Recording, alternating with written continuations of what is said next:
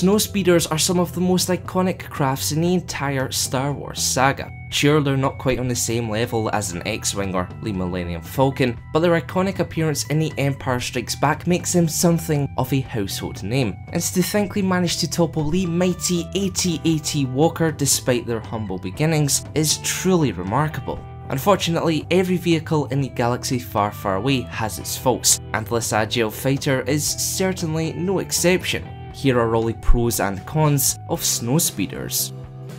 It wasn't long after establishing their new secret base on the ice planet Hoth that the Rebel Alliance acquired a small squadron of income T-47 airspeeders. Originally intended for civilian use, each vehicle had to be retrofitted with military-grade laser cannons and reinforced armor plating, not to mention a large bank of radiator fins for essential cooling. Such a system initially proved too effective for the surrounding climate, and would often cause Snowspeeder power generators to seize up. Rebel mechanics, as a means of dampening their heat exchange effect and keeping the engine systems warm enough for optimal functioning, were thus forced into adding side panels to each of the radiator fins. Many of these very changes were only completed mere minutes before the Imperial attack upon Echo Base, and this is where many of the problems associated with Snowspeeders derive from.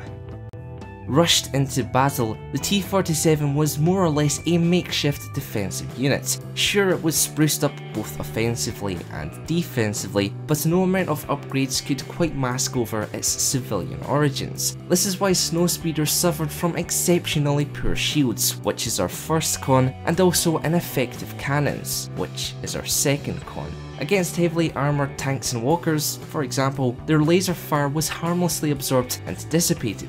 Finally, the flight control slightly jutted upward across the base of the front view screen, meaning that pilots had to rely upon their peripheral vision to quickly glean data from the scopes. So overall, the Snowspeeder suffered from 3 major drawbacks.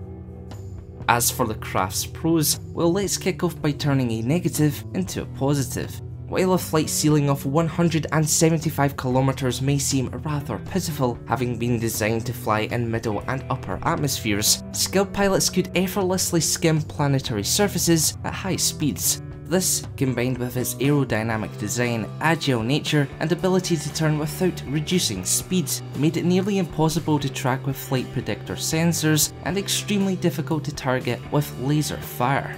If that wasn't impressive enough, however, the T-47 was as easy to modify as it was versatile. For example, its tow cable could double up as a cargo sled hauler and a tool for downing AT-AT walkers. So, as long as the rear gunner wasn't prematurely killed, Snowspeeders came equipped with a weapon capable of destroying even the most imposing vehicles at all times. All in all, the income T-47 airspeeder had more cons than it did pros, but that's not to say it was poorly designed or completely ineffective.